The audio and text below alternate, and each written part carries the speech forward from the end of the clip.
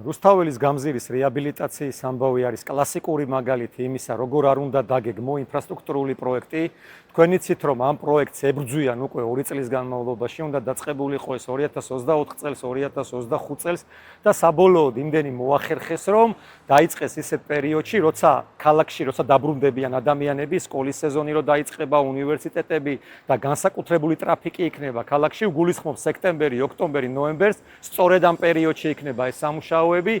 ბუნებრივი არსებობს გონივრული ეჭვი იმისა, რომ ვერც დასრულდება 4 თვის ვადაში, რადგან თუ ამ პროექტში რამე სტაბილურია, სტაბილური იყო სწორედ გადადების პროცესები, იმდენჯერ გადადეს, რომ ეს გრაფიკი გახდა გადადებები სტაბილური და რეალურად ეს გადადებები რო ყოფილიყო საქმე, ეხლა რუსთაველის გამზირზე 4-ზოლიანი ავტობანი უნდა იყოს, იმდენჯერ გადადეს.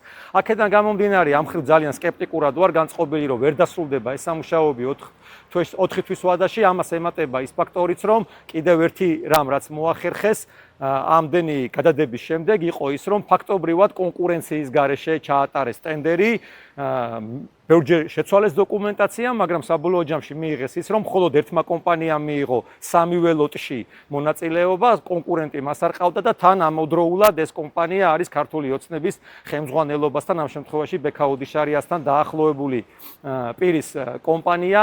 ეს შეიძლება პირდაპირ კორუფციაზე არ მიუთითებდეს, მაგრამ ბუნებრივია აქაც იდიბი კორუფცია მაინც არის, როცა ხელისუფლებასთან დაახლოებული კომპანია იგებს და ერთია რომ ეს კომპანია იგებს და მეორე ფაქტორი არის ის, რომ მას კონკურენტი არ ყავს. როგორ შეიძლება რომ 2 წლის განმავლობაში სატენდერო დოკუმენტაციებს ამზადებდე, მუშაობდე და საბოლოო ჯამში იღებდე იმას, რომ არარაციონალურად და არამიზნობრივად იხარჯებოდეს ბიუჯეტის თანხა. ეს იმიტომ არის არარაციონალური და არამიზნობრივი, რომ ერთი კომპანიაა და მას კონკურენტი არ ყავს. ანუ კონკურენცია რეალურად ვერ შექმნეს.